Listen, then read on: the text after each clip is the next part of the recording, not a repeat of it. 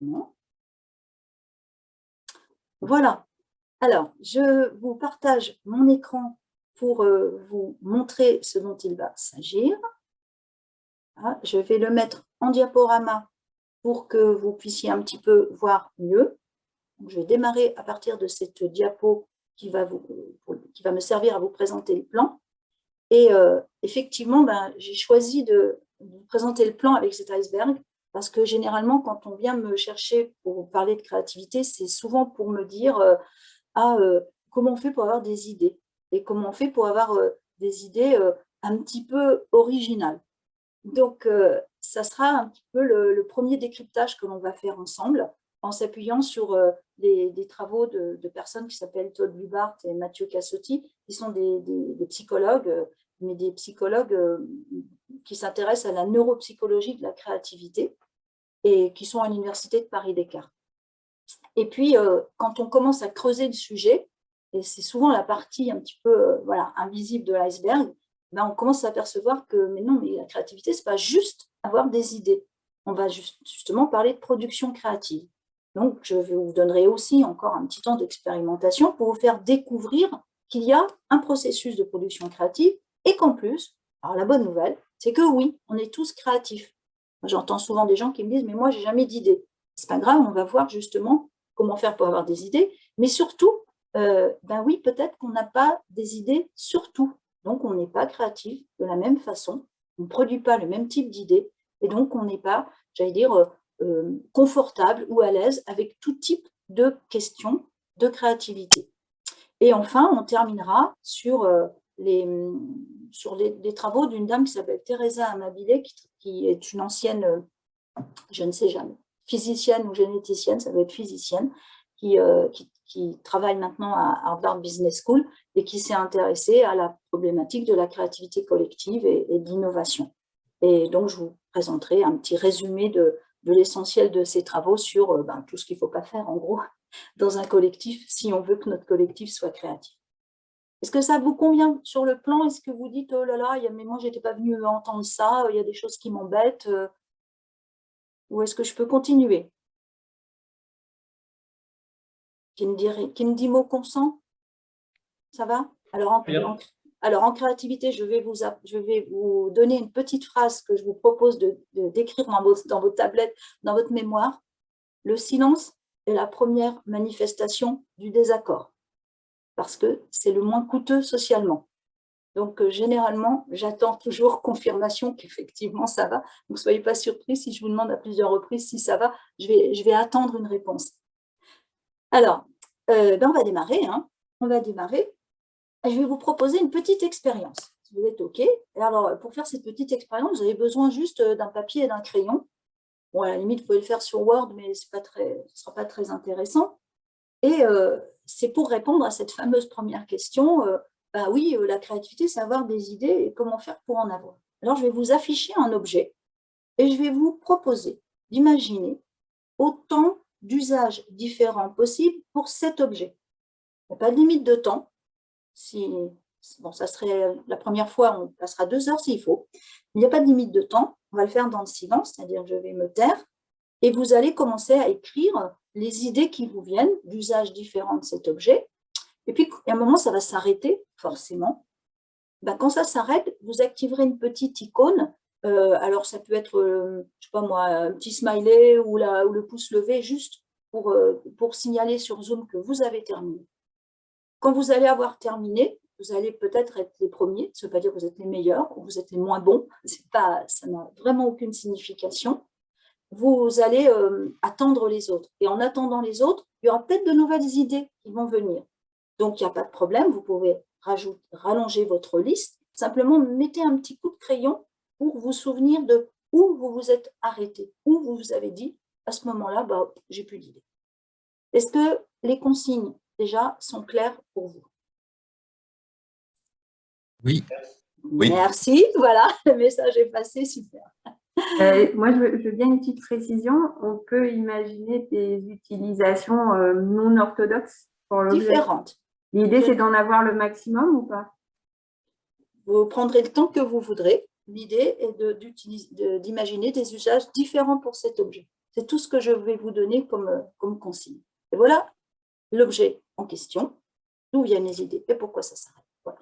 Et d'ailleurs, je vais couper mon micro pour vous laisser travailler.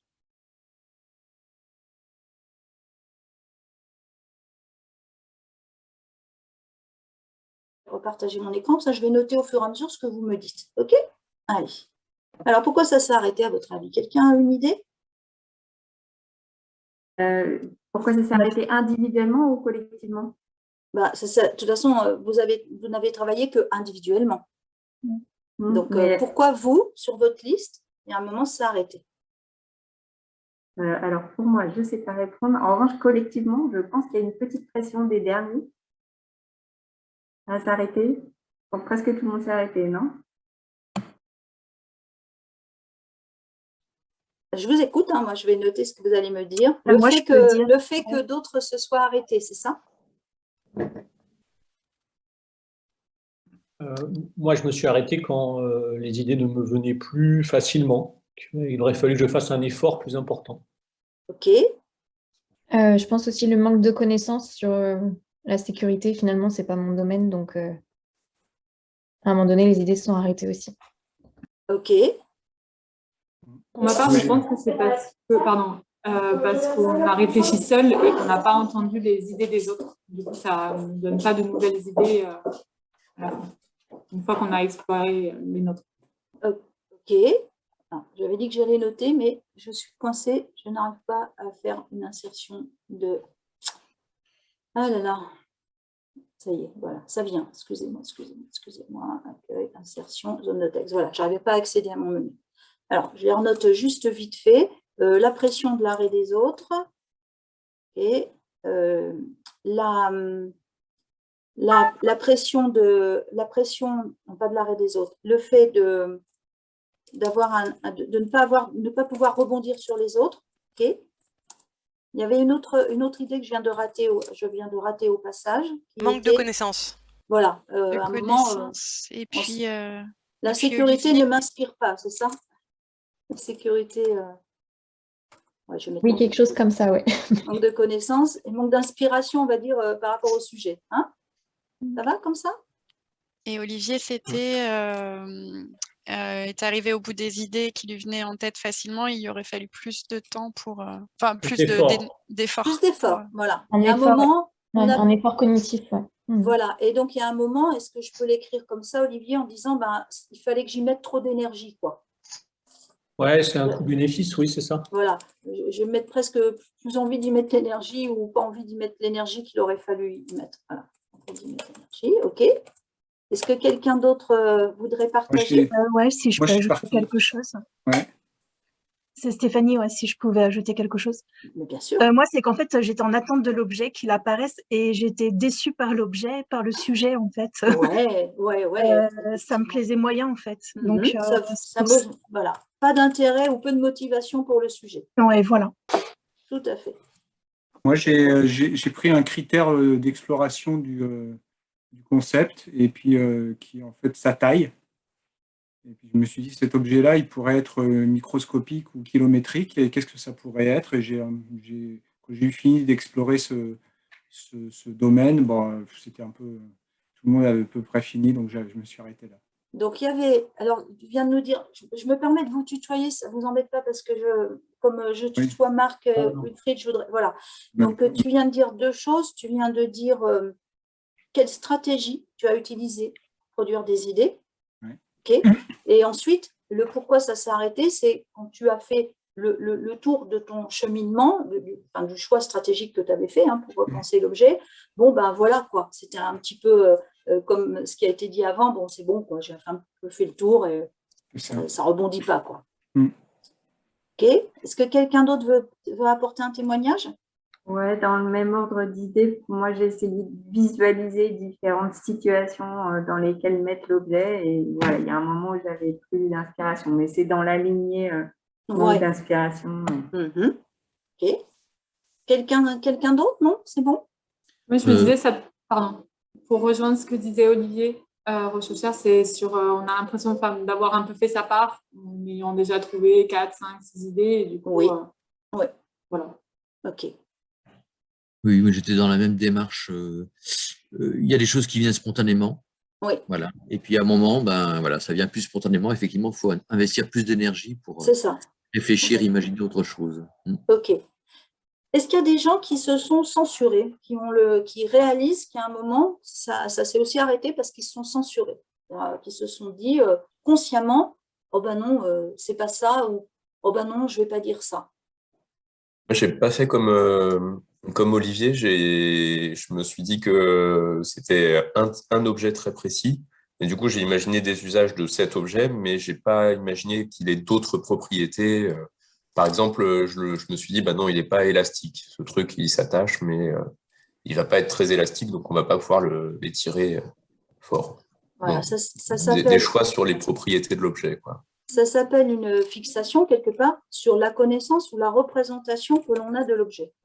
Bah, un peu comme Marc, moi je me suis plutôt focalisée sur la forme. C'est un espèce de truc rond, donc qui s'attache. Enfin, Oui, tout à fait. Ok, c'est vraiment ça. Hein. Pour moi, c'est ça, c'est un truc qui est comme ça et dont je connais l'usage et que je connais de telle manière. Et donc, il y a une fixation sur vraiment la connaissance ou la représentation que l'on a de l'objet. En Est-ce fait, que… ouais, Oui, si je peux ajouter quelque chose, en fait, avec vos commentaires, là, je me rends compte que je pense que je n'ai pensé qu'à un seul usage que j'ai décliné en plusieurs verbes, en fait. ouais, fixation sur l'usage que l'on connaît de l'objet. Oui, c'est ça. Alors, je ne vais pas dire l'usage, mais sur l'expérience que l'on a de l'objet. J'ai pas été assez inventive, peut-être.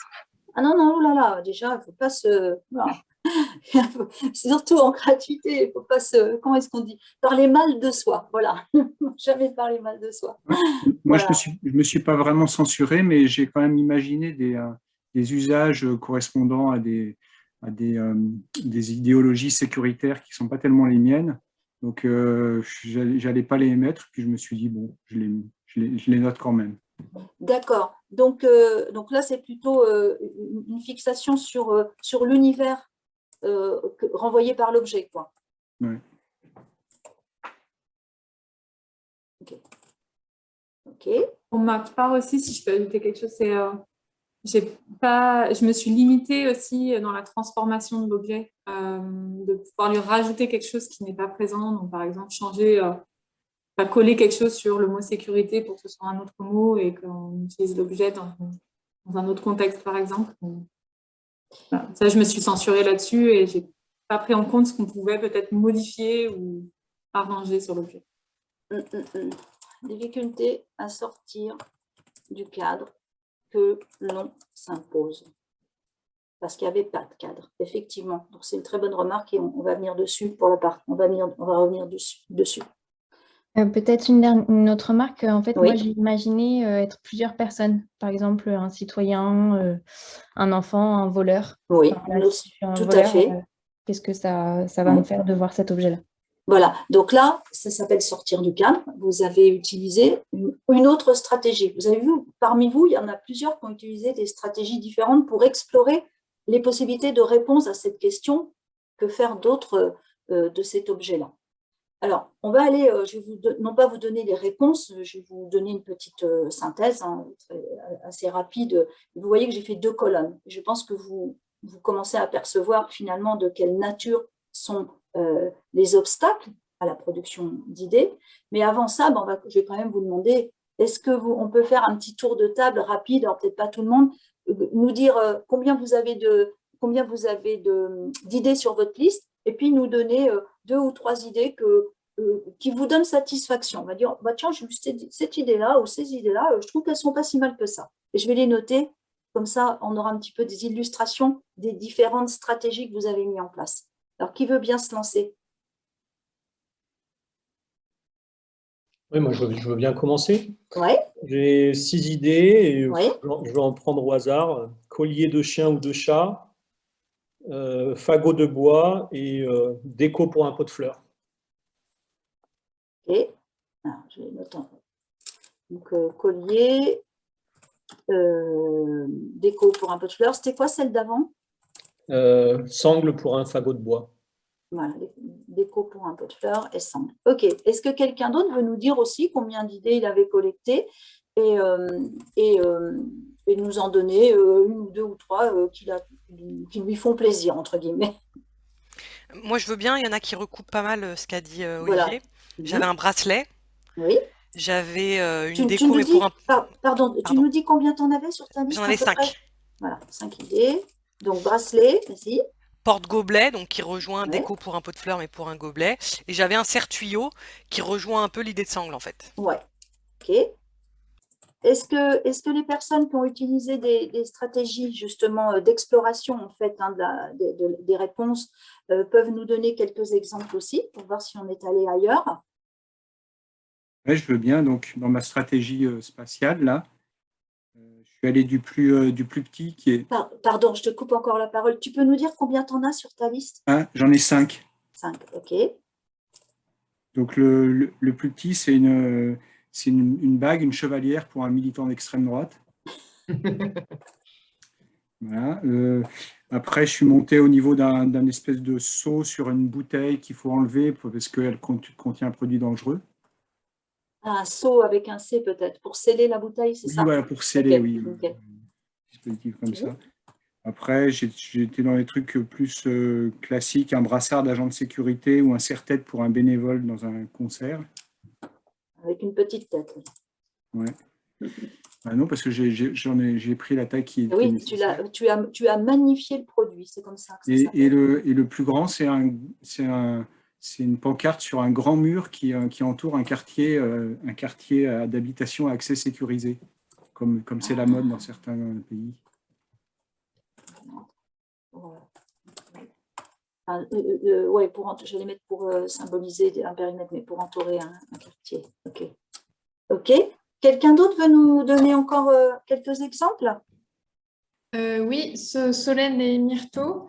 Oui. J'avais à peu près 6 idées, dont une idée qui était attacher des trucs que j'ai décliné après. Enfin, j'ai décliné les trucs. Oui. Les autres idées, j'avais utilisé en tant que système d'urgence pour faire un garrot dans la rue, par exemple. Oui. Un problème. Utilisé comme... oui, alors en tant qu'objet d'art, puisque maintenant avec l'art contemporain, on peut faire à peu près ce qu'on veut, donc on pourrait simplement l'accrocher sur un mur dans un musée et ça vaudrait potentiellement des millions, ou alors dans un cadre. Ok, tout à fait. Et puis la personne là, qui avait utilisé ces stratégies d'usager, ça donne quoi? En fait, du coup, j'ai pas fait la même chose, j'ai pas utilisé des noms, mais j'avais des verbes. Donc, en fait, j'avais empêcher les délits, faire peur, être visible, signaler un danger. Enfin, en fait, j'ai formulé sous forme de verbe, mais pas du tout sous forme d'objet. Faire peur. Non, mais ce sont des usages. C'est pas faux. Oui. Hein? Alors, tu nous donnes un peu la liste. Combien tu en avais dans ta liste? Je pense que j'ai finalement trois idées, mais qui se regroupent. Donc, empêcher les délits, faire peur, c'est un peu la même idée. Si on la développait, peut-être on ne trouverait pas tout à fait la même chose. Donc, je vais noter les deux, c'est pas gênant. Et la troisième, empêcher les délits, faire peur et être visible dans le sens indiquer un agent de sécurité. Ah oui, être visible. Ok. Identifier, quoi. Identifier. Ouais. Voilà. Alors, si vous voulez qu'on colle toutes vos réponses, vous les mettrez dans les discussions, je ferai des copier-coller, mais enfin, voilà. Donc, on a regardé ensemble, à votre avis, pourquoi ça s'est arrêté, pourquoi vous n'êtes pas allé au-delà de 5-6 idées, pourquoi vous n'en avez pas eu 15, 28, j'en sais rien. Et vous avez donné donc un certain nombre de réponses. Vous voyez que j'ai fait un petit peu 2 colonnes. Une colonne qui était un petit peu liée, donc cette colonne de droite qui est un petit peu liée à la, comment dire, à une, évidemment, pardon, oh là là là là, bon, allez, je ne fais pas ça, je vais me remettre en diaporama d'ailleurs, ce sera plus simple, voilà, cette colonne de droite qui est un petit peu liée à un mot-clé que je vais résumer fixation, c'est-à-dire, voilà, on sait ce que c'est que cet objet, on sait à quoi il sert, on sait grossièrement de quoi il est composé, on sait dans quel contexte on l'utilise, et donc c'est difficile de sortir de cette représentation-là. Et en plus, on s'impose finalement un cadre, et on va voir ce que ça veut dire. On s'impose un cadre et comment en sortir. Donc, on a vraiment ce paquet-là lié à tout ce qui va être connaissance, représentation, et je vais aller un tout petit peu plus loin. Puis, on a un autre paquet à côté. Vous voyez, on n'est plus sur les connaissances, on n'est plus presque sur du cognitif, on est sur de la motivation, voire un petit peu d'émotion. Et si je vais vous proposer tout de suite après un résumé à partir des travaux de Todd Lubart, donc une des personnes que je vous citais, et aussi un livre qui est très, très bien fait, très rigolo à lire, qui s'appelle « Une fourmi de 18 mètres de long, ça n'existe pas », où eh bien, on vous propose de considérer que les obstacles à la créativité, ce qui nous empêche d'avoir des idées, sont de deux grands types ou deux dimensions. Des obstacles purement cognitifs. Eh bien oui, le problème, c'est que on a des connaissances qui nous servent à ne pas, j'allais dire, réinventer le fil à couper le beurre, donc qui nous servent à avoir des idées pertinentes, mais on a aussi des connaissances qui sont des formes d'obstruction, parce que on connaît l'objet et on a beaucoup de mal à sortir de la connaissance théorique ou pratique, de l'expérimentation qu'on a déjà eu avec cet objet.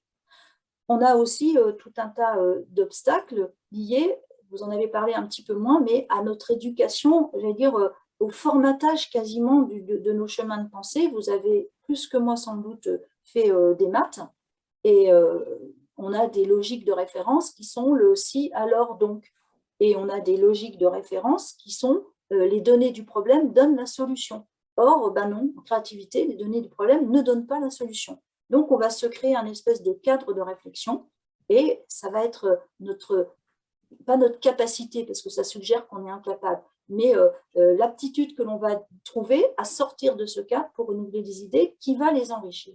Donc ça, c'est tout ce qui relève d'inhibition cognitive et c'est ce qu'on va explorer avec vous après et pendant le temps que je passe avec vous.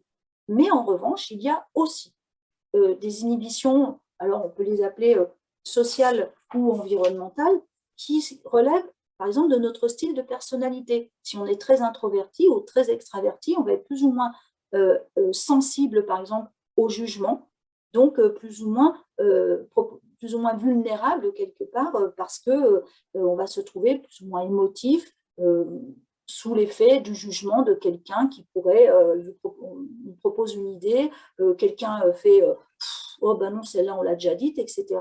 Donc c'est une forme aussi de s'exposer, de produire des idées. Donc ça, c'est de l'inhibition environnementale, on ne va pas oser, on va se censurer. On peut être soumis aussi à un certain stress, surtout dans des organisations où on a le culte du résultat. Je dois produire le plus d'idées possible, je dois produire les idées les plus merveilleuses possibles. Et eh bien, on a aussi découvert, et là je n'explorerai pas tout ce volet-là avec vous, c'est le rôle aussi de la production d'hormones et en tout cas la production de molécules du type dopamine, cortisol, c'est-à-dire rôle du bien-être et rôle du stress sur la production d'idées. Plus on est stressé, moins on produit d'idées parce que le cortisol provoque un resserrement des réseaux de neurones. Or, pour renouveler son imagerie mentale, eh bien, il faut favoriser la propagation du réseau de neurones et c'est la dopamine, le bien-être, la situation de bien-être qui nous permet qui favorise notamment l'ouverture des synapses. Donc, on va regarder, nous, la partie inhibition cognitive, mais du coup, lorsqu'on va mettre des gens en situation de créativité, eh bien, il va falloir composer avec tout ça, travailler avec tout ça. Je vous en ferai un résumé un tout petit peu plus tard. Est-ce que je peux poursuivre? Ou est-ce que… Oui. Oui, poursuis. Donc, on va regarder… Une mini-question. Quand on dit connaissance comme obstacle à la créativité, c'est le fait d'en avoir trop, pas assez ou les deux? Les deux. Les deux, c'est-à-dire les savoirs et les expertises sont des obstacles. C'est très, très difficile d'oublier ce que l'on sait. Avoir déjà expérimenté des choses, on va avoir tendance à avoir reproduit. Et la remarque sur le manque de connaissances, est-ce que c'est un obstacle? Oui, puisque vous avez alors ce n'est pas une légende urbaine, mais vous savez, on dit seuls les enfants sont créatifs. Mais moi, si vous me demandez de produire des idées sur vos sujets, j'y connais rien à vos sujets. Je risque d'avoir des idées qui soit n'ont pas de sens, mais qui en même temps peuvent vous ouvrir. Ça, je ne dis pas, vous savez, l'idée du naïf. Mais encore une fois, je risque d'inventer le fil à couper le beurre parce que je ne sais pas si c'est… Je ne connais pas du tout votre domaine. L'enfant est créatif parce que lui sort du cadre. Il n'a pas du tout le cadre, je dirais un cadre fixe mental comme nous on peut l'avoir. Il ne craint pas la prise de risque, il ne craint pas de dire des bêtises. Donc, c'est plutôt ça qu'on va chercher chez un naïf que, en fait, une véritable aide à la recherche d'une idée de génie.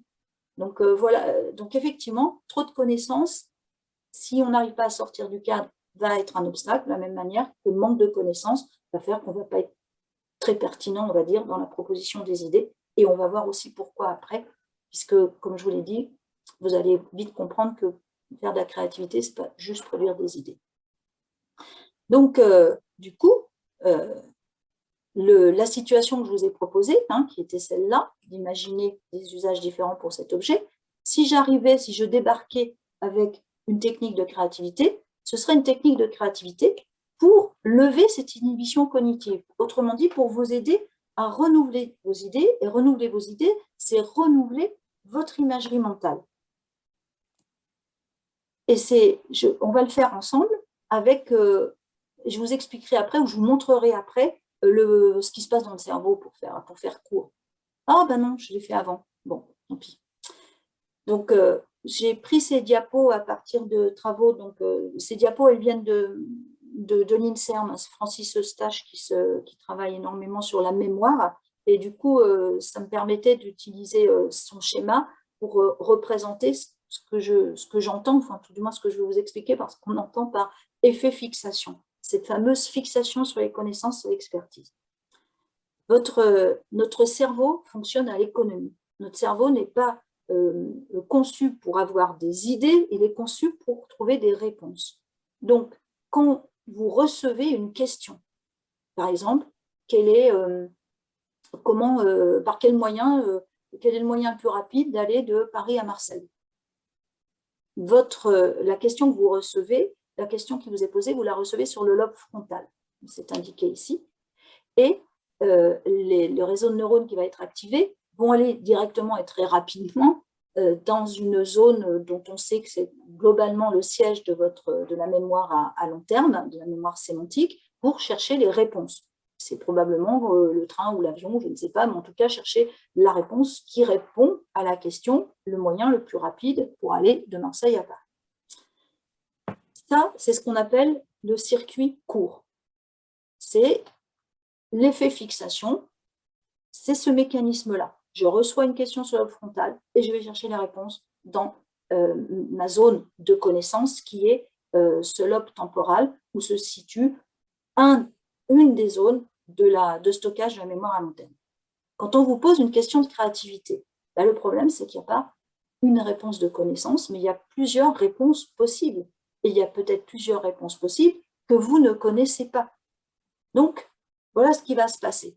Vous allez effectivement recevoir la question sur votre lobe frontal, activation d'un réseau de neurones, recherche de la réponse dans la mémoire sémantique, incapacité de fournir une réponse pertinente. On a peut-être plusieurs. Donc, là, ce que nous indique l'imagerie médicale, c'est que la question, finalement, elle est renvoyée sur le lobe préfrontal, ici, qui est une zone de travail, de mémoire vive, qui va fonctionner un petit peu comme un moteur de recherche, comme un Google interne, et qui va activer d'autres aires, donc qui va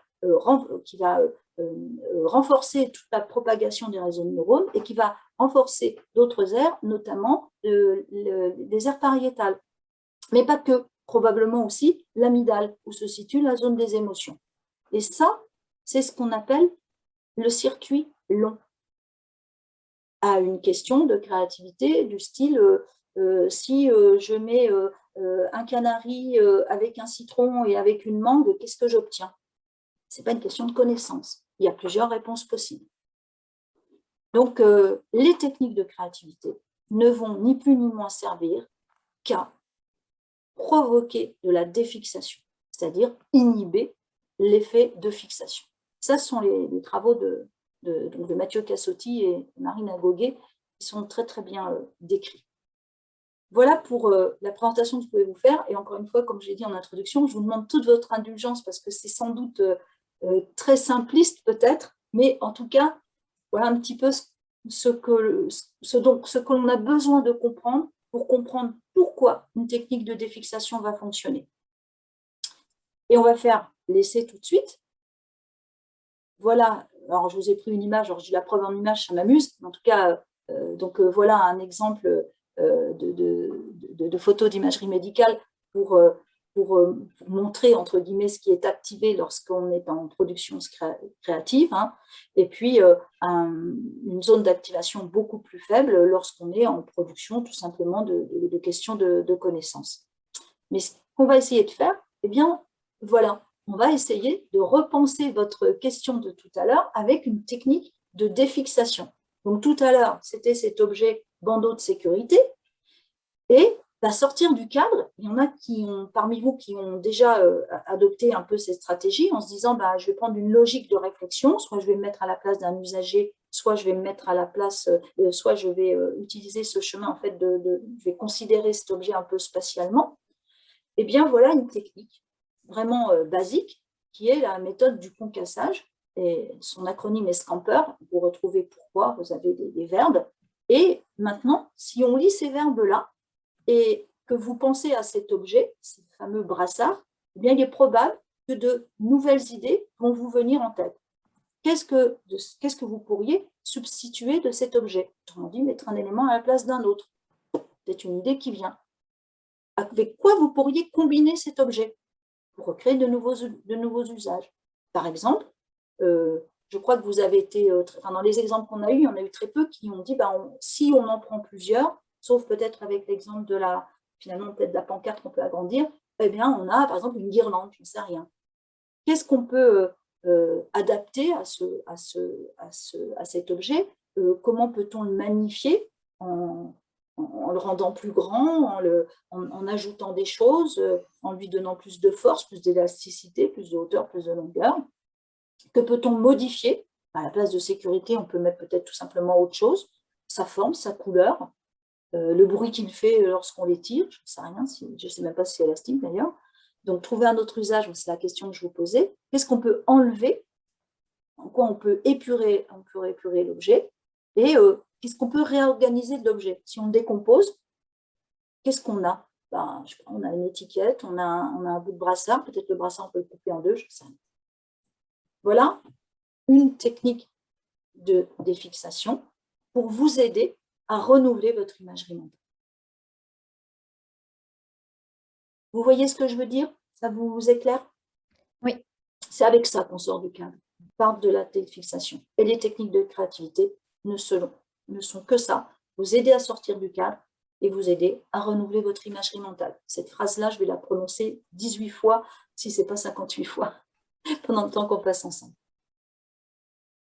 Donc, cette technique-là fait partie de tout un tas d'autres techniques que l'on peut regrouper par famille. Donc, je vous parle donc de famille techniques de créativité pour se défixer. Vous avez un ensemble de méthodes dites associatives. Ce que vous venez de faire, c'est une méthode associative où on vous permet d'associer librement les idées, sans censure.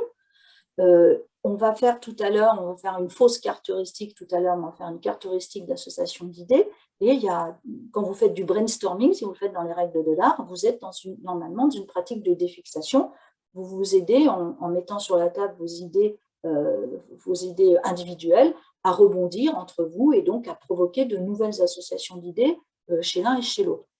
On a une autre famille de méthodes, moi j'adore ça, ce sont les méthodes dites analogiques, où on va essayer de trouver notre réponse, c'est-à-dire trouver nos idées, en s'inspirant d'autres univers. Un exemple très simple, que vous connaissez peut-être, c'est ce qu'utilisent beaucoup les architectes, c'est s'inspirer des formes de la nature pour inventer de nouvelles architectures. Vous avez aussi toute une famille de méthodes, et c'est ce que quelqu'un a utilisé, ce sont les méthodes dites empathiques, où les techniques vont considérer à changer de personnalité. On va diluer son ego dans celui de quelqu'un d'autre et donc changer de perspective. Un exemple, un usage extrêmement classique, c'est en marketing par exemple, où on va se mettre à la place de l'usager, à la place du client, à la place du consommateur. Et on va donc produire des idées en je sais pas, en se mettant à la place d'un enfant de 4 ans, en se mettant à la place d'un homme si on a une femme, etc. Donc, changer vraiment, regarder l'objet, regarder la problématique sous un autre angle, avec une autre personnalité. Et puis enfin, il y a encore toute une famille de méthodes, ce sont les méthodes dites combinatoires, où là, on n'est plus en association libre, on va imposer des associations de fonctionnalités, par exemple, on va dire, si on veut cette fonctionnalité plus cette fonctionnalité-là pour notre processus, pour notre procédé, pour notre objet, qu'est-ce que ça donne? Et puis, on peut aussi associer, créer des banques d'idées et créer des croisements d'idées. Avec notre bandeau de sécurité, avec l'idée qui était de dire, tout à l'heure, je disais, tiens, on en fait une guirlande, on en met plusieurs, ça fait une guirlande pour notre arbre de Noël.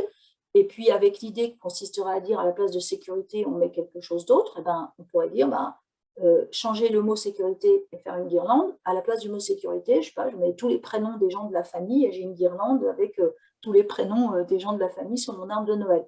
Voilà une méthode dite combinatoire. Voilà pour les grandes familles des fixations: associative, analogique, empathique, combinatoire. Ça vous donne un petit panorama. Tout à l'heure, je vais vous en refaire faire une qui sera une méthode associative.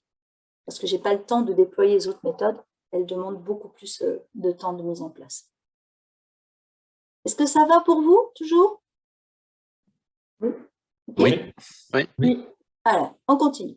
Et donc, je vous avais promis que, effectivement, je vous assure, on est tous créatifs, mais pas forcément de la même façon et au même moment. Donc, on va refaire une petite expérimentation. Voilà ce que je vous propose. Alors, là, je ne vais pas couper mon son. Je vous laisse quelques moments, ça peut être 30 secondes, 1 minute, et je vous propose d'écrire sur votre petit papier, là, vous avez dû conserver, les associations d'idées, autrement dit plutôt d'images, qui vous viennent lorsque vous voyez afficher ce mot qui est aliment. L'association d'idées, d'images, autrement dit une liste de mots qui vous viennent lorsque vous voyez afficher le mot aliment. Ça, on pourrait laisser beaucoup de temps. Moi, je vais vous donner un petit peu moins d'1 minute pour regarder ça tranquillement. Puis dans 1 minute, je vous interrogerai. OK? Je coupe mon micro et je vous laisse.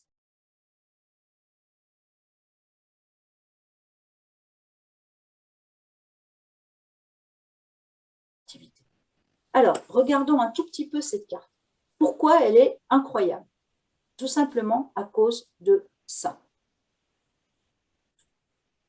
Nous avons donc 2 aptitudes différentes, 2 capacités différentes, qui sont la capacité à produire des idées de manière fluide, à savoir être capable de fournir une grande quantité d'associations d'idées, donc d'associations d'images, d'associations d'éléments appartenant au même univers. Autrement dit, vous ne l'avez pas fait, j'ai un tout petit peu, si je reprends la liste, peut-être la liste avec, voilà, avec nutrition, repas, goût, qualité, ou la personne qui l'a donné. Alors, excusez-moi si je ne donne pas vos prénoms à chaque fois, parce que comme je note, je n'ai pas toujours regardé qui parlait. Hein. Et elle a bien expliqué, elle a dit, je suis allée dans l'univers recherche, finalement, dans l'univers science.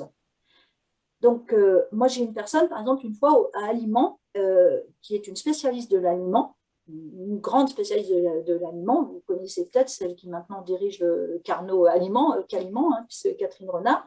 Et Catherine, qui fait partie de mon département, sur le terme aliment, parce qu'on cherchait de nouveaux aliments, a dû me sortir toutes les vitamines, toutes les molécules, toutes les protéines, tout je ne sais quoi, de l'aliment, d'un aliment. Donc, elle est restée, mais alors avec une liste incroyable d'associations, on va dire, d'éléments de l'univers de l'aliment. Et vous, beaucoup, pour certains qui ont témoigné, pour les personnes qui ont témoigné, vous avez montré une capacité à la flexibilité, c'est-à-dire la capacité à observer et à fournir donc des associations d'idées d'univers très différents. Et en créativité, c'est une capacité qui est très recherchée parce qu'elle témoigne d'une forme de souplesse intellectuelle. Je peux laisser vagabonder mon idée et me laisser happer par des choses qui sortent du cadre, qui vont nous permettre de renouveler les idées qu'on peut avoir parce que je vais apporter quelque chose de nouveau. Or, alors il n'y a pas de statistiques, mais une des techniques d'évaluation de la créativité, c'est l'évaluation de la capacité de fluidité ou de flexibilité. Et les gens flexibles, c'est-à-dire qui spontanément, parce que moi, je n'étais pas flexible, je suis devenue, parce que maintenant je connais les techniques, représentent ceux qui sont, je dis bien, spontanément flexibles, représentent à peu près moins de 20% de la population. Et moi, dans mes groupes de formation, il m'arrive de n'avoir aucun flexible, c'est-à-dire aucune personne qui puisse du premier coup me sortir banane, croquette, électricité, violet, ralliement, ou aller, comme dans la première liste, à un moment, se laisser happer par cuisinier, champ, mer, déforestation. C'est-à-dire accepter de sortir effectivement de l'univers qui est proposé. Donc c'est pour ça, surtout partez pas, parce que franchement, voilà, ce sont deux aptitudes différentes. Ça veut dire qu'il y en a une qui est meilleure que l'autre. Ça veut dire qu'il nous faut les deux pour travailler. Et un groupe où il n'y a que des gens qui sont très aptes à faire de la fluidité, c'est-à-dire à proposer des réponses dans l'univers, eh ben, ça ne nous aide pas à sortir du cadre.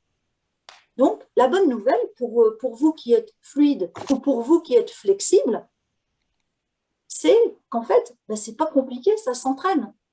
Et l'entraînement, va être, si on est très fluide, d'accepter de laisser son esprit vagabonder, de faire confiance, comme c'est écrit sur mon diaporama, je vais revenir en mode diaporama, pardon, de faire confiance un petit peu aux associations un petit peu inconscientes d'idées qui surviennent, et voilà, laisser le flot des idées. Et vous pouvez vous exercer sur des listes sans enjeu. Par exemple, aliments, manger, ok, œuf, bœuf, qui vole un œuf, vole un bœuf, prison, voilà.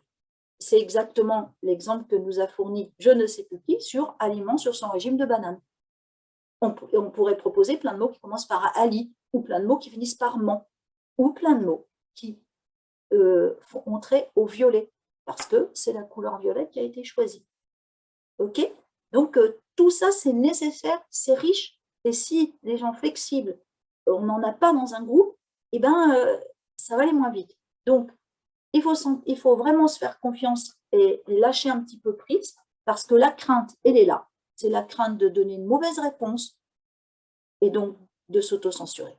En revanche, la flexibilité, c'est aussi une capacité, mais c'est aussi, lorsque c'est trop poussé, quelque chose qui peut aller vers du non-sens, qui peut traduire un manque de concentration, et puis on ne peut pas être exhaustif, parce que ça part dans tous les sens. Donc, quand on est très flexible, ce qui est quand même rare, ben, on a des outils pour se concentrer sur un des aspects. La personne tout à l'heure qui nous a donné sa stratégie d'exploration sur le brassard, quelque part, c'est ce qu'elle a fait. C'est-à-dire qu'elle s'est focalisée sur une dimension de l'objet, donc l'exploration de la dimension physique. Là, on est un petit peu pareil.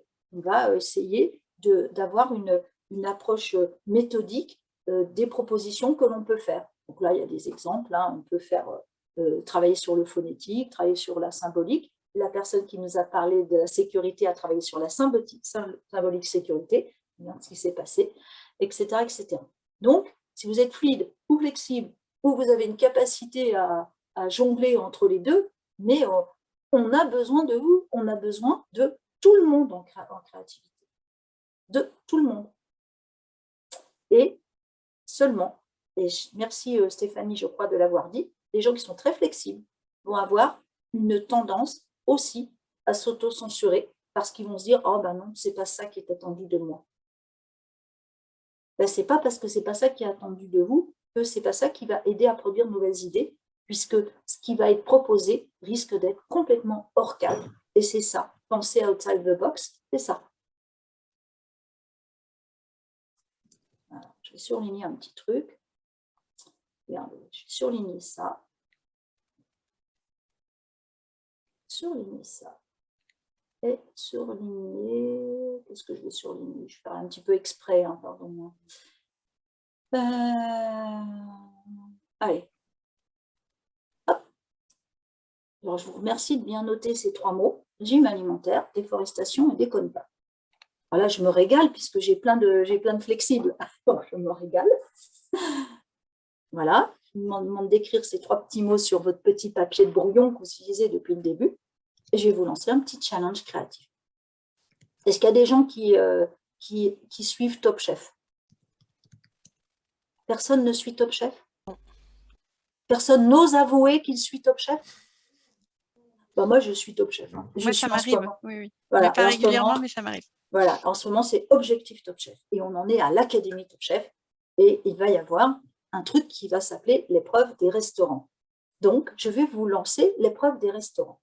Je vous propose d'inventer, avec ces 3 mots-là, pour vous, dans votre coin, dans quelques minutes, un nouveau concept de restaurant.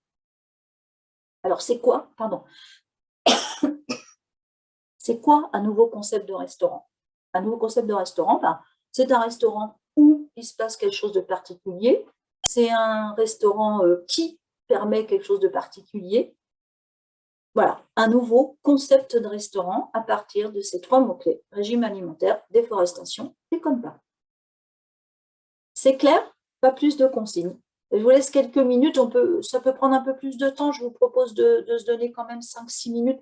Je ne demande pas d'écrire le menu de votre futur restaurant, c'est-à-dire d'aller dans tout le détail, mais juste un concept. Moi, j'ai une proposition, ça serait un restaurant qui, voilà. Donc, une idée un peu très conceptuelle de ce que pourrait être un restaurant imaginé à partir de ces 3 mots-clés. Voilà, je fais comme tout à l'heure, je coupe mon micro. Alors, 5 minutes, ça peut être un petit peu long, mais au bout de 3-4 minutes, je vous demanderai si on peut commencer. Et si vous voulez plus de temps, on laissera encore un petit peu plus de temps. Et moi, je vais aller boire un coup.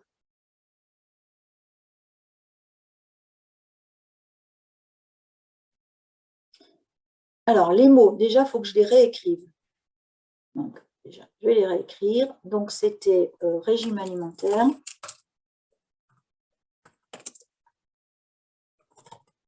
Déforestation et déconne pas. Voilà. Alors, qui a envie de se lancer avec un concept de restaurant qu'il aura réussi à sortir de son esprit créatif à partir de ces 3 mots-là? J'avoue, je reconnais que je ne vous ai pas gâté. Mais quand j'ai vu à qui j'avais affaire, je me suis dit, ils peuvent le faire. Voilà. À d'autres personnes, j'aurais été un petit peu plus soft. J'aurais peut-être pris un exemple, j'aurais mis peut-être fruits, légumes ou quelque chose comme ça, puis un mot un peu bizarroïde. Mais là, je me suis dit, allez, je tente le tout pour le tout. Ça ne devrait pas leur faire peur. Donc, voyons si mon challenge a fonctionné. Allez, qui veut bien nous donner commencer, nous dire, voilà, moi j'ai inventé un restaurant, j'ai imaginé un restaurant, qui, où? Moi, je veux bien commencer. Oui. Okay. Après, je ne veux pas monopoliser la parole. Tu donnes juste ton concept et puis on passera au suivant. Et puis après, on verra. Juste le titre pour l'instant, c'est ça? Le titre, si tu as trouvé un nom pour ton restaurant, tu me donnes, mais donne-nous quelques indications sur quel est le concept du restaurant quand même. Hein. En fait, moi, il est dans ma tête. C'est une clairière. Parce que déforestation, ça m'a fait penser à une clairière. Donc, ça serait installé au milieu de la forêt dans une clairière. Sans mur, sans rien. Enfin, juste, de quoi s'asseoir au niveau d'une clairière. L'entrée du restaurant, il y aurait quand même une entrée. Il y aurait un panneau, serait écrit « Déconne pas, entre ». Et je proposerais un régime de cueillette. Régime alimentaire cueillette. Ok, avec un menu en fait à base de cueillette, quoi. C'est ça, hein? Oui, c'est ça. Ok, voilà. Donc voilà un exemple de concept. On peut prendre celui de quelqu'un d'autre aussi. Attends, je vais mettre ton nom. Pardon, excusez-moi. Est-ce que tu peux comme je ne vois pas tout le monde, tu me donnes ton prénom, comme ça on saura qui a proposé de quoi, c'est rigolo. Stéphanie. C'était Stéphanie, voilà, Stéphanie. Voilà. Parce que moi, je vois que 4 personnes, je travaille sur un petit écran, j'ai mon ordinateur portable, donc je ne vois pas tout le monde, comme je suis sur mon... Allez, merci Stéphanie. Allez, qui nous propose un concept? Moi, je veux bien. Oui. Donc, c'est Helmut. Donc, je voulais proposer un resto-jeu qui s'appelle « Ne déconne pas ».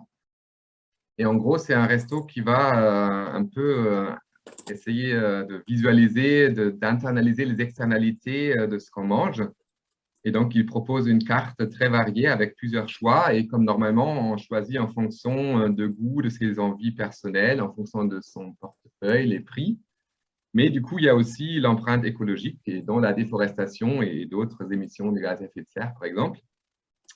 Et donc, à la fin, il ne faut pas seulement le manger et puis payer les prix, mais il faut aussi planter, parce qu'il y a à côté une grande forêt. Il faut planter des arbres en fonction de l'empreinte écologique qu'on a causée de son repas. Et donc, on peut choisir comme ça, comme troisième critère. Et donc, on doit participer à ce jeu-là de planter des arbres à la fin. Ok, attends, je vais mettre Helmut à côté. Super. Donc, ce n'est pas très original, mais c'est Ah bah attends, très rapide. franchement, je ne vous ai pas gâté avec les mots. Hein. J'ai fait exprès vraiment de prendre des mots les plus tordus. Bon, j'ai mis quand même régime alimentaire pour donner un peu de marge de manœuvre, mais bon. Merci Helmut. Quelqu'un d'autre peut partager son concept? Ça vous va, je vais... C'était restaurant Greenpeace, qui ne déconne pas avec la déforestation et qui garantit un régime alimentaire 100% écolo, sans bobo collatéral pour la planète. Attends, tu vas trop vite. Greenpeace, non, comment j'écris. Oui, excuse-moi. Comme l'association. Alors, donc, qui garantit? Qui ne déconne pas avec la déforestation ouais. Et qui garantit un régime alimentaire 100% écolo. Okay. Sans bobo collatéral pour la planète. Avec un menu 100% vegan, 0% radioactivité. Un pass écolo obligatoire à l'entrée et des musiques zen d'oiseaux pour une reconnexion à la nature garantie. Bon, et musique zen d'oiseaux, des connexions garanties, c'est ça? Pour une reconnexion à la nature garantie. Ah oui, une reconnexion à la nature garantie. J'ai mis un CT là. Voilà, reconnexion à la nature. Oh, regarde. Merci. Tu me donnes ton prénom? Céline. Ok. Merci Céline. C'est joli. Enfin, encore un très joli concept. Garantie, c'est Céline. Quelqu'un d'autre veut donner son concept, le mettre en partage? Marco. Oui. Moi, j'ai eu un peu une idée d'un resto qui fait 3 actions. Oui. Donc voilà, je ne peux pas donner un nom, mais en fait, je lui donnais low impact comme nom, et bah, qui fait 3 actions. Donc, information, surtout liée à la déforestation et au changement climatique. Donc, information, ok. Information, donc genre oui, information, tout à fait. Ok, information. De la formation liée aux ateliers pour faire des plats qui soient respectueux de l'environnement, pour réduire aussi le gaspillage, hein, et des actions. Donc, la troisième chose, c'est l'action. Et donc, utiliser l'argent pour des investissements pour la déforestation, par exemple, et la malnutrition. Voilà. Ok. Contre la déforestation, par exemple, voilà. ou la malnutrition. Malnutrition. Okay. Merci. Merci Marco. Encore un joli exemple. Donc, je vais copier-coller ce qui sera dans la discussion. Est-ce qu'on peut en prendre encore un à l'oral? Non. Il y a dans le chat, mais je peux le redire. Donc, moi, je suis partie de déforestation que j'ai coupé en 3. Déforestation. Attends, ok, attends, je suis en train de... Du coup, je viens de copier ce qu'il y avait. Alors, attends, ça, c'est Olivier. Je te prends. Donne-moi ton prénom. Emmanuel. Voilà, alors Emmanuel. Alors, vas-y, Emmanuel. Donc, tu as coupé en 3 déforestation, c'est ça? Ouais. Bah, raconte-nous-le, comme ça, ça mieux. Et l'idée, donc, c'est d'avoir un resto qui soit une station écologique qui permette de découvrir les régimes alimentaires des animaux de la forêt, avec le menu écureuil, le menu loup, etc. Mais comme il ne faut pas déconner, on n'est pas obligé de manger des vers et d'autres trucs un peu dégoûtants et on passe plutôt par des trompe-l'œil. Ouais, je corrigerai les fautes d'orthographe après, hein. Menu écureuil, voilà, menu écureuil, par exemple. Mais bon, mais en passant par des trompe-l'œil. OK, ah, super. Alors, merci, merci. Donc, j'ai collé, je ferai ça un peu plus propre, hein, la proposition d'Olivier. Je colle la proposition de Solène. Vous pouvez tous les voir dans la discussion, hein, donc, hein. Voilà. Et maintenant, la question que je vais vous poser, alors attendez, il y en a peut-être plus dans la discussion que ce que j'ai vu. Pardon, où est-ce qu'elle est ma discussion? Qu'est-ce que c'est pénible en charge mentale de jongler entre Zoom et tout ça? Est-ce que j'en ai oublié dans la discussion? Oui, il y en a plein dans la discussion. Ah, il y en a plein. Bon, ben, je ferai Oui, un copier-coller après. Mais donc, il ne faut pas que je ferme le Zoom avant d'avoir fait le copier-coller. Mais bon, on va s'arrêter là. Bon, vous avez proposé des concepts. Maintenant, est-ce que, je ne sais pas moi, vous voyez bien qu'on est sur des concepts. Autrement dit, que la proposition d'idée ne peut pas s'arrêter là. Il faudrait bien que l'on aille plus loin pour le développer et pour en faire une proposition réaliste qui pourrait concrètement voir le jour. Donc, mon propos là, c'est de vous faire toucher du doigt que, ben oui, mais ben oui, la seule idée ne suffit pas. Et donc, dans la notion de production créative que je vais expliquer, que je vais vous présenter, eh bien, on va avoir un processus, qui dit production, dit processus de production, qui ne va pas être que la production d'idées. Donc, pour cela, il faut que je vous fasse très très rapidement une toute petite histoire de la créativité pour que vous voyez d'où ça vient et qui a fait quoi dans cette affaire-là pour nous proposer aujourd'hui et des définitions et un processus. C'est que pendant pratiquement 2000 ans, alors j'exagère, mais au moins jusqu'à la Renaissance, on avait une approche assez, je ne vais pas dire théologique, mais religieuse de la créativité, puisque lorsqu'on considérait que qu'on produisait quelque chose de beau, dans l'art par exemple, la création était divine. C'était Dieu qui produisait des idées, qui produisait ses idées à travers nous. Il a fallu attendre pour décrire quelque chose d'autre, quasiment Poincaré, donc en 1905, le mathématicien, pas le président, qui lui a commencé à décrire un modèle de découverte. Il a commencé à dire, mais moi, quand je résous un problème mathématique, je ne le résous pas comme ça par l'intervention divine, mais j'y réfléchis beaucoup, j'ai pas mal d'idées qui me viennent, il faut que je les tripote, que je les triture dans ma tête, puis il y a un moment, c'est bon, là, je sais que j'ai cette idée-là, donc une forme un petit peu d'illumination. Et quand je veux focaliser sur cette idée-là, alors je vais me mettre à la développer, à l'étudier, à la soumettre à tout un tas d'expérimentations pour pouvoir dire, ça y est, j'ai fini, j'ai réalisé, j'ai résolu mon problème. C'est le premier qui a décrit les choses de cette manière un petit peu séquencée. Dans les années 40, on a l'apparition de plusieurs psychologues. Alors, il y en a eu en France, dont les plus célèbres sont aux États-Unis, et eux, ils ont vraiment travaillé à comprendre qu'est-ce qui se passait en production d'idées, justement, et ils ont inventé d'ailleurs le terme de créativité qui ne sera adopté en France qu'en 1971. Ils ont inventé des techniques pour défixer, des protocoles pour évaluer la créativité, notamment à partir de ce qu'on a vu tout à l'heure, la fluidité et la flexibilité. Et surtout, ils ont décrit deux phases que je vais vous présenter après. On appelle la respiration créative, c'est les phases de divergence et convergence. C'est le B à bas de l'atelier créatif, et je vais vous en parler tout de suite après. Et puis après, c'est le foisonnement des années 40 à 60, et la photo de la personne que vous voyez là, en noir et blanc, juste quand même, je vais vous dire qui c'est M. Osborne. Alors, vous croyez que vous ne le connaissez pas, mais en fait, vous ne connaissez que lui, puisque c'est le concepteur du brainstorming. C'est lui qui a écrit le concept de brainstorming, qui depuis est très très mal utilisé. Les gens savent, très peu de gens savent vraiment faire du brainstorming, parce que le brainstorming repose sur ces fameuses phases de divergence et de convergence que je vais vous représenter après.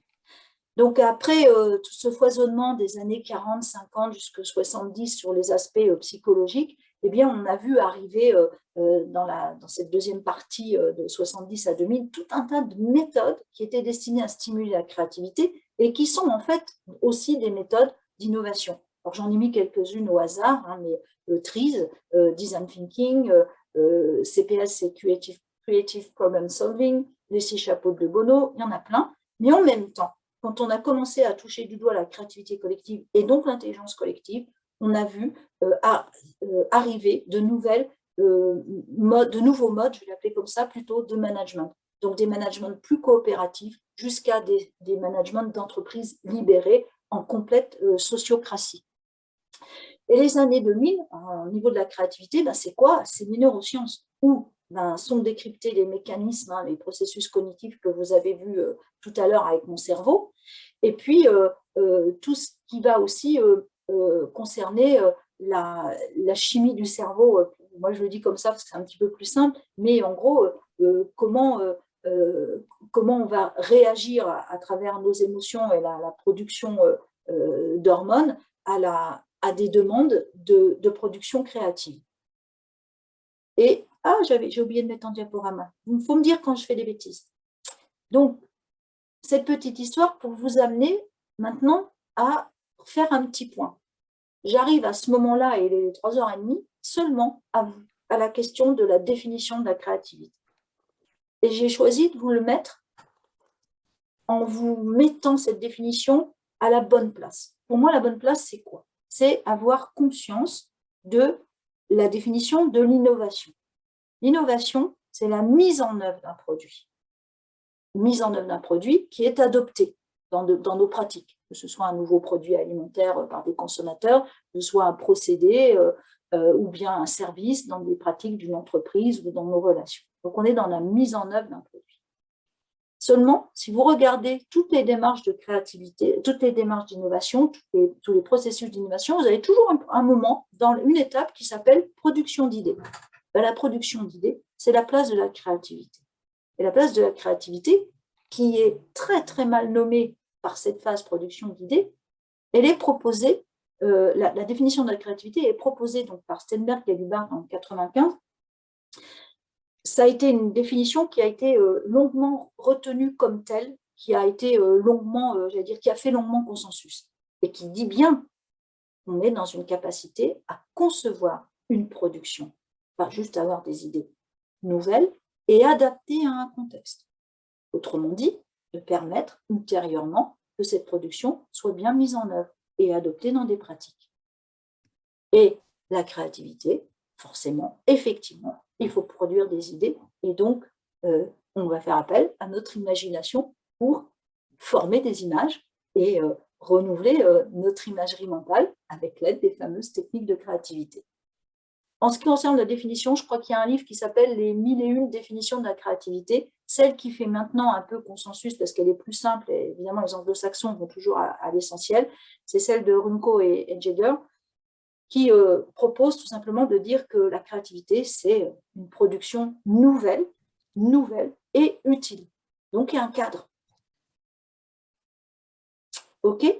Donc, voilà comment je voulais vous resituer la définition de la créativité et pourquoi je ne voulais pas balancer avant. Parce que je voulais balayer avec vous tout ce qui était des fixations. Seulement, on va aller encore maintenant un tout petit peu plus loin, parce que moi, je regarde où je fais des bêtises. Je regarde où j'en suis. Si je vous décris un petit peu, si je vous ai donné cette définition à ce moment-là, et maintenant je vais un petit peu plus loin pour vous décrire ça, c'est-à-dire la capacité à concevoir une production, qui dit production dit processus, eh bien, je vais vous proposer le processus créatif suivant, qui a été élaboré par l'Université de Buffalo. L'Université de Buffalo, c'est l'université de référence en matière de créativité. Et il le résume de cette manière. Une production créative, c'est d'abord une étape de clarification, où on va mettre ensemble, partager nos points, mettre en commun, partager les points de vue que l'on a sur le problème. Quel est le problème? Qu'est-ce que l'on veut résoudre, améliorer, pourquoi faire, etc. De façon à arriver à une espèce de vision collective du défi que l'on se lance. Sur quoi on veut innover? Pourquoi on veut innover? Cette étape-là, c'est la fameuse étape que Poincaré évoquait en disant j'y réfléchis beaucoup. Ben oui, j'y réfléchis beaucoup parce que je triture un petit peu le problème sous tous les angles. Donc, on est dans un moment de clarification où on va partager nos représentations de façon à avoir effectivement une vision collective du problème que l'on veut résoudre à travers une approche créative. Si on était dans le temps et que ça fasse 100, il est probable que clarifier prenne 50. Ensuite, une fois que l'on a clarifié ce problème, on dit notre défi c'est quoi? Inventer un nouveau restaurant, utiliser tous ces brassards sécurité parce que finalement on en a plein, on ne sait plus qu'en faire et on voudrait que ça soit utile. On va pouvoir produire autant d'idées que nécessaire et donc passer à la phase d'idéation. La phase d'idéation, c'est celle où on va mettre sur la table ce que vous avez fait, vos idées de concept de restaurant, vos idées d'usage pour l'objet bandeau de sécurité. Mais, on vient de le voir pour le concept de restaurant, la créativité ne va pas s'arrêter là. Il va bien falloir développer ces idées-là qui sont un peu embryonnaires pour en faire quelque chose qui soit réaliste, que l'on va pouvoir mettre en œuvre. Et une fois que l'on a développé à partir d'un certain nombre d'idées possibles, à partir d'un certain nombre de possibilités, une fois qu'on a développé une solution, autrement dit une réponse ou des solutions, donc des réponses possibles, on va passer à une étape de test, de prototypage, d'expérimentation. On va passer quasiment en mode projet pour pouvoir réaliser. Eh bien, dans chacune de ces étapes, se niche un type de créativité différent. Et c'est là que l'on n'est pas tous, non pas tous créatifs, mais que l'on n'est pas tous, comment dire, à l'aise ou confortable avec le type de créativité. Pourquoi? Parce que dans clarifier le problème, il nous faut des gens qui ont des aptitudes très analytiques. Mais tout en étant analytique, on peut aller explorer aussi des choses qui sont en périphérie du cadre, hors du cadre, pour ramener des données, ramener des informations. Donc, si on est très analytique et qu'on aime examiner quelque chose sous tous ses angles, on va être très à l'aise dans cette étape-là. Si on n'est pas, comme moi par exemple, pas du tout analytique, c'est une étape qui peut nous ennuyer. Mais c'est comme ça, c'est la diversité. Si au contraire, on a une espèce de facilité à produire autant d'idées, vous savez, les gens qui ont les fameuses personnes qui ont 1000 idées à l'heure, voilà, 1000 idées à l'heure, c'est super, c'est bien, et on va certainement s'éclater dans cette phase-là. En revanche, si on est très analytique, ou au contraire qu'on est plus pragmatique, c'est une phase qui peut nous ennuyer parce que ça mobilise effectivement un tas de renouvellement d'images qui peut très vite nous démotiver. C'est-à-dire qu'une fois qu'on en a proposé 2, 3, et vous l'avez très bien expliqué, bon, ça va, quoi, on passe à autre chose. Et cette phase de développement, elle va faire appel encore à un autre type de créativité, ça va être celui du développeur, c'est-à-dire celui à qui on a filé un petit peu 3, 4 notions et à qui on va dire qu'est-ce qu'on peut en faire de plus.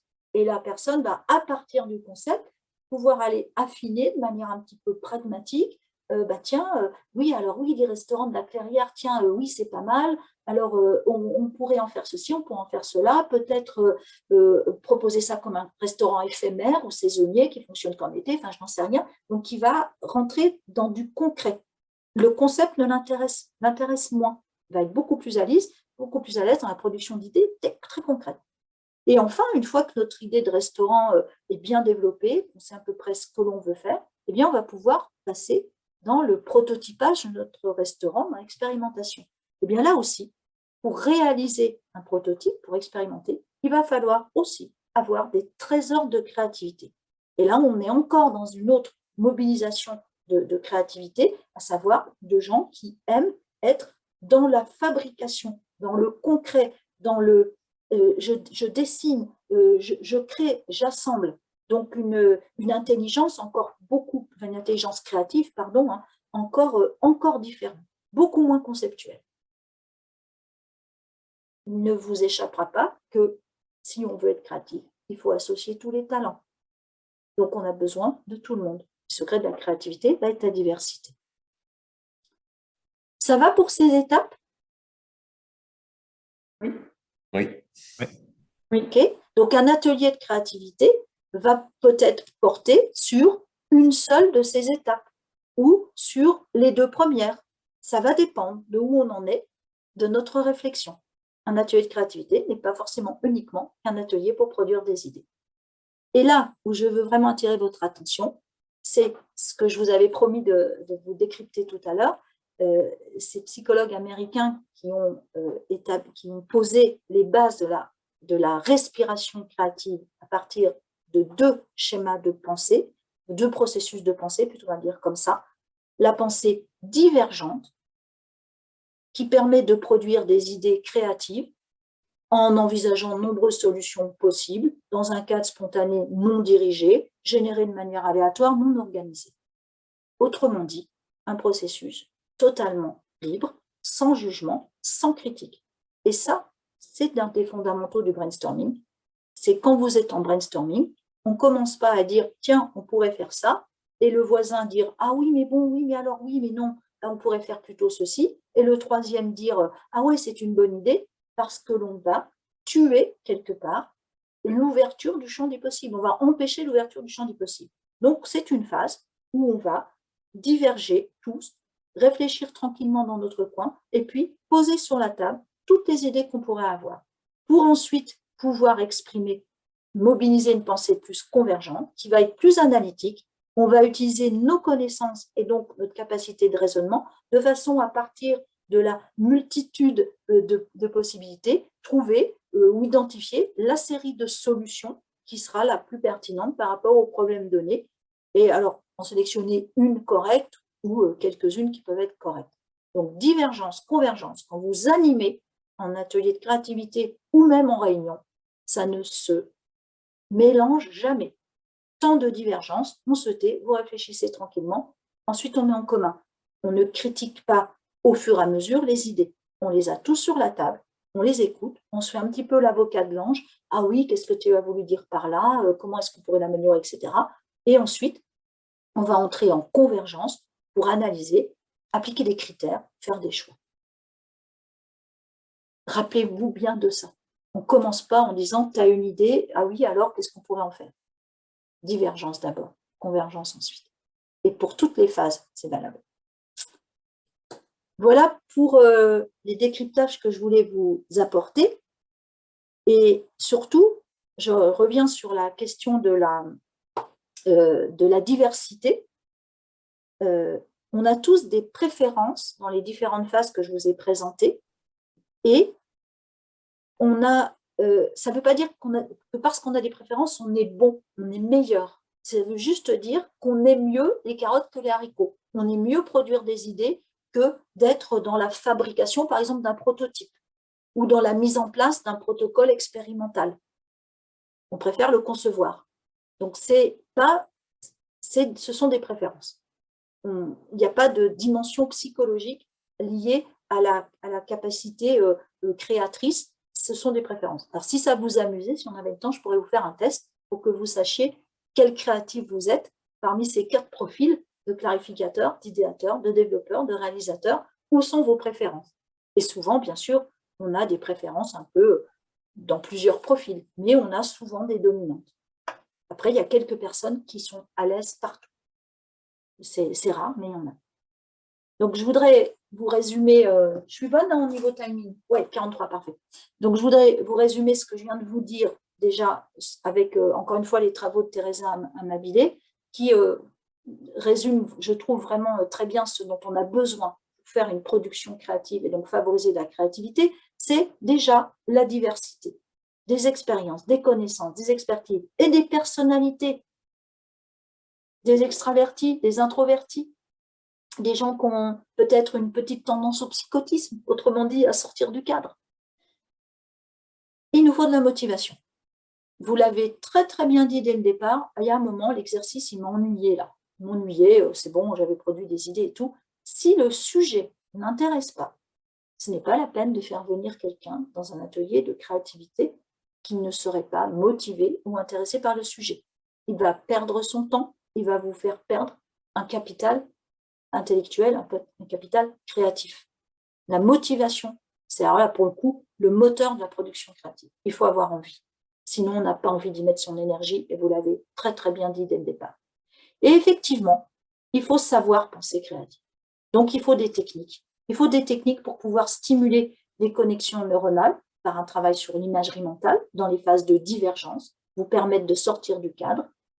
Et il faut aussi des techniques pour mettre en place, notamment pour les phases de convergence, une ambiance qui soit harmonieuse, pour qu'il n'y ait pas de censure, pour qu'on puisse débattre des idées produites sans qu'il y ait quelqu'un qui se dise « Oh là là, moi je dis rien parce que là je sais, ça ne va pas plaire, etc. etc. » Donc voilà comment, avec ces 3 petites bulles, on peut résumer de manière non pas simpliste, j'allais dire pragmatique, comment favoriser la créativité lorsque vous êtes en groupe. Et enfin, c'est ma dernière diapo. Voilà ce que j'ai préparé. OK, puisque notre problème en recherche, c'est qu'en fait, on ne fait pas de créativité individuelle, on ne fait pas le concours Lépine tout seul, on est en créativité collective. Donc, comment tuer la créativité dans une organisation? Est-ce que vous avez des petites idées de tout ce qu'il ne faut pas faire? Si on ne veut pas que notre organisme, notre organisation soit en capacité d'innover, on peut faire plein de choses qui l'empêchent en tuant la créativité. Alors, à votre avis, qu'est-ce qu'on peut faire pour tuer la créativité? Vous avez des petites idées? Dans une organisation, hein, on est vraiment... voilà. La première, vous l'avez déjà dit, c'était ne pas autoriser le brainstorming, c'est-à-dire de tout de suite dire non, ça se fait pas, c'est trop cher, personne ne va te suivre. Voilà. Exactement, c'est-à-dire ne pas donner les moyens, de ne pas favoriser l'intelligence collective, ne pas donner les moyens d'intelligence collective aussi, ne pas permettre aux gens d'être dans le débat collectif. Ça peut être dans un établissement, dans une organisation qui ne favorise pas ça, c'est un bon moyen de tuer la créativité. Juger la qualité des idées. D'être dans le jugement, c'est-à-dire aussi une organisation qui ne permettrait pas de stimuler, de favoriser, de permettre l'expression des idées parce qu'on ne va soit pas les reconnaître ou soit on va les négliger. C'est un bon moyen de tuer la créativité. Un groupe homogène, Alors, de compétences, de niveau, de réflexion, etc., d'idées. Voilà, donc ne pas encourager la mixité en intelligence collective, hein, la mixité, l'hybridation, je ne sais pas comment on peut le dire, de tout ce qui est compétences. Vouloir aller trop vite, ne pas dédier des temps libres et c'est du temps. Quoi. Voilà, mettre la production créative sous stress, savoir, allez-y, vous avez 1 heure, il me faut 3 idées abouties. Donc, ça s'appelle aussi priver de moyens, puisque là, on va priver de temps. Donc, tout ce qui va être culture du résultat et tout ce qui va être ensuite, ce qui a été dit précédemment, critique des résultats et non pas valorisation des résultats, avec parfois des stratégies de risque zéro. Oui, c'est bien, mais ton idée est trop risquée, donc on ne va pas la faire.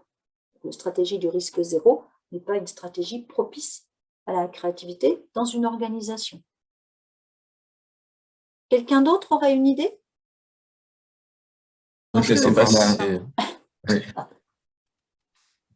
Tout ce qui est hiérarchie trop prononcée, du coup, qui peuvent peut-être aussi conduire à l'autocensure.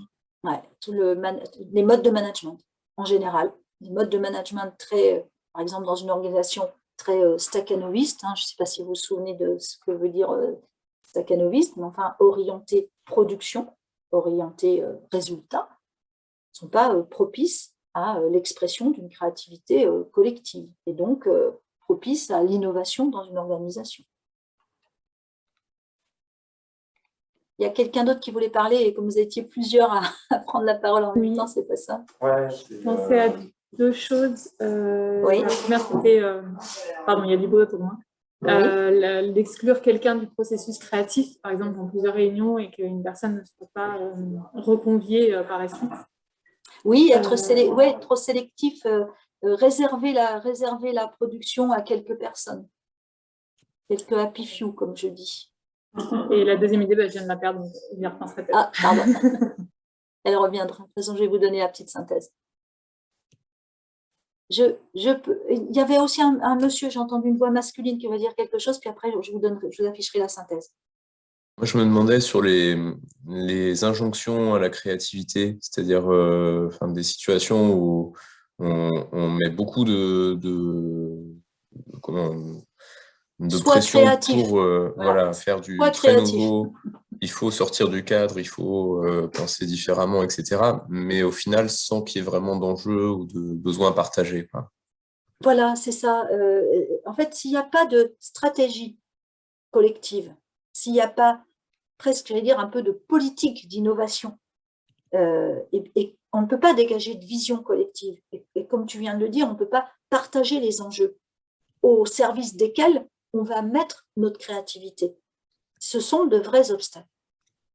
Et ça me permet, si vous voulez bien, je vais arrêter là, mais voilà moi ce que je vous ai préparé. Donc, encore une fois, c'est un résumé de travaux de Teresa Amabile. J'ai choisi de vous les présenter à 4 points. Comment est-ce qu'on peut tuer la créativité dans une organisation? Alors, je suis au-delà du groupe. Hein, je ne suis pas dans le groupe micro, c'est-à-dire on est 5. Le groupe micro, c'est celui qui va fonctionner avec ces 3 bulles-là. On fait un petit groupe de créatifs, ou comme vous, on fait un groupe de créatifs. Il faut associer des personnalités, il faut qu'ils soient motivés. Ça, je pensais créatif. Maintenant, là, je vais raisonner au niveau d'un établissement, au niveau d'une grosse organisation, même au niveau d'un gros projet comme vous. Je ne sais pas combien vous êtes au total dans le Big Creative, mais au niveau d'une très grosse organisation. Donc, 4 leviers pour tuer la créativité. On dit 4 leviers aussi, si on voulait favoriser l'innovation. La limitation des ressources, des obstacles fonctionnels, un management inadapté et pas de politique. Pas de politique, pas de vision. Donc, limiter les ressources, autrement dit, une charge de travail qui ne permet pas d'avoir le temps de faire une production créative, de ne pas avoir les moyens, qu'on empêche les gens en fait, de se réunir, de mobiliser l'intelligence collective, ne pas fournir les informations utiles pour pouvoir produire, ne pas sous-informer, et puis pas créer d'espace. Il faut un espace pour produire un peu sereinement des idées. En créant des obstacles, eh bien, on ne comprend pas qui décide de quoi. Il y a une gouvernance qui est complètement opaque. À chaque fois qu'une idée est émise, il y a des critiques sévères, enfin pas à chaque fois, quand l'idée est nouvelle, il y a des critiques sévères qui peuvent être émises. On va créer de la compétition entre les équipes. La compétition ne génère pas les meilleures idées. Il y a un article très intéressant, je crois que c'était le mois dernier, dans la Harvard Business Review. Donc, vous avez vu, je suis très Harvard Business. Dans la Harvard Business Review, qui est une review qui est un journal de management, qui disait que dans les challenges d'innovation, vous en connaissez peut-être, les challenges d'innovation où on met plein de gens en compétition pour essayer de produire la meilleure idée d'innovation, eh bien, il ne faudrait pas proposer une récompense à celui qui propose l'idée. On devrait essayer de trouver un autre système de récompense collective, parce que la compétition crée du stress. Donc, il y en a peut-être qui s'en sortent, ceux qui sont très extravertis, qui ne sont pas sensibles au stress, mais on se prive finalement aussi d'un potentiel. On établit des critères d'évaluation dans un organisme qui sont absolument incompatibles avec l'innovation, qui ne prennent pas du tout en compte justement la proposition innovante. On peut aussi, avec le management, complètement tuer la créativité en ne fournissant aucune liberté d'action, en manageant, j'allais dire, par le bas, avec des tâches qui peuvent être ennuyeuses, répétitives, la hiérarchie qui n'encourage pas d'encouragement au travail en équipe, peu ou pas de temps de médiation, c'est-à-dire le temps où vous pouvez discuter librement entre vous pour voir ce que vous avez compris, pas compris, entre nous, entre vous. Et bien sûr, on empêche, encore une fois, avec le management, une mobilisation de l'intelligence collective. Et enfin, et presque surtout, je dirais, un établissement qui n'a pas de politique d'innovation, c'est-à-dire, voilà pourquoi on veut innover et les moyens qu'on se donne pour innover, et qui privilégie une stratégie de risque zéro, autrement dit, non, on va faire un peu comme on fait toujours d'habitude parce qu'on a peur, qui n'a pas de culture de construction de la vision collective, qui entrave finalement et n'a pas de politique incitative pour stimuler la production d'idées, la proposition d'idées, et aucun mécanisme challengeant qui permette de reconnaître qui permettent de valoriser les idées nouvelles, les productions nouvelles, eh bien, l'ensemble de ces situations, je vais me dire comme ça, fait qu'on est typiquement dans un établissement, dans une organisation qui ne peut pas innover. Donc voilà un petit peu une synthèse de l'ensemble des obstacles à la créativité qui peuvent être des obstacles complètement organisationnels, fonctionnels, stratégiques. Les ressources, des gouvernances et des prises de décision, on ne comprend rien, un management inadapté et surtout, pas de politique, pas de vision d'établissement sur l'innovation. J'ai terminé.